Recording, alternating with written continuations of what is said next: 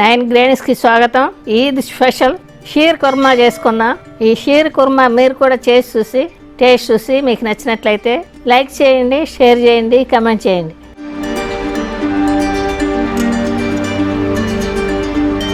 పండు ఖర్జూరాలు 10 తీసుకున్నానండి. గింజ తీసేసి ఈ సన్నగా కట్ చేసుకుందాం. ఎండు ఖర్జూరాలు కూడా వేసుకోవచ్చండి. అవి అయితే 4-5 గంటలు నానబెట్టి కట్ చేసుకోవాలి. ఇలా సన్నగా కట్ చేసుకుందాం.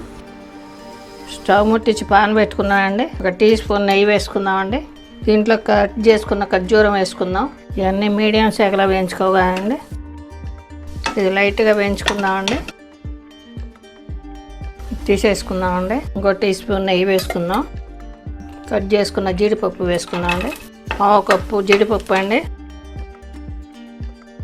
ఇది వేగింది, తీసేసుకుందాం. 1/2 కప్పు బాదం పప్పు అండి. ఇది కూడా వేయించుకుందాం. ఈ పప్పులన్నీ 2 గంటల వాటర్లో నానబెట్టుకున్నానండి. వాటర్లో నానబెట్టుకుని తీసి కట్ చేసుకున్నాను.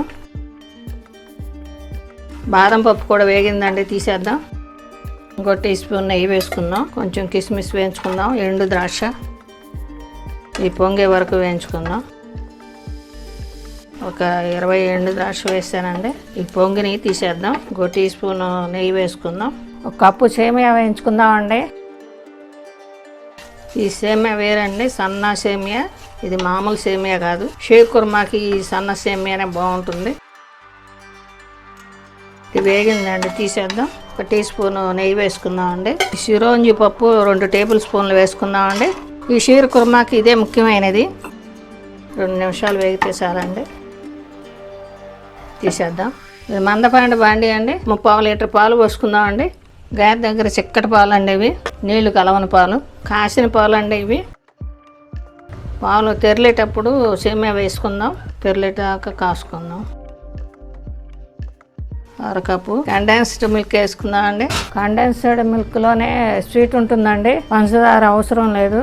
కండెన్స్డ్ మిల్క్ వేసుకోవడం వల్ల మీకు చిక్కదనం వస్తుంది, బాగా రుచి కూడా వస్తుందండి.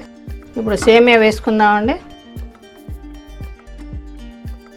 ఈ సేమియా కొద్దిగా ఉడికే వరకు కలుపుకుందామండి. ఇలాగే కొంచెం మెత్తబడాలి. మనం ఇప్పుడు ఇది ముస్లిమ్స్ ఈద్ పండగ స్పెషల్ అండి. మన సేమియా పాయసంలానే ఉంటుందండి. దీంట్లో స్పెషల్గా పప్పులు గిప్పులు అన్నీ చాలా ఎక్కువ వేస్తాం. దీనిలో సేమియా సన్నగా నైస్గా ఉంటుందండి. ముస్లిమ్స్ ఈ పండగకి తప్పనిసరిగా షీర్ కుర్మా చేసుకుంటారండి ప్రతి వాళ్ళు కూడా. 1 టీ స్పూన్ యాలక పొడి. ఫస్ట్ ఖర్జూరం వేసుకుందామండి. ఇది కలిసిపోయినాక పప్పులు వేసుకుందాం. జీడిపప్పు వేసేసుకుందామండి. బాదం పప్పు,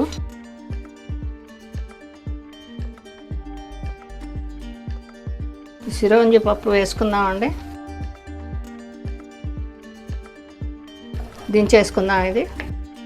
ఇది స్పెషల్ షీర్ కుర్మా రెడీ అండి. ఇదే విధంగా మీరు కూడా చేసి టేస్ట్ చూడండి.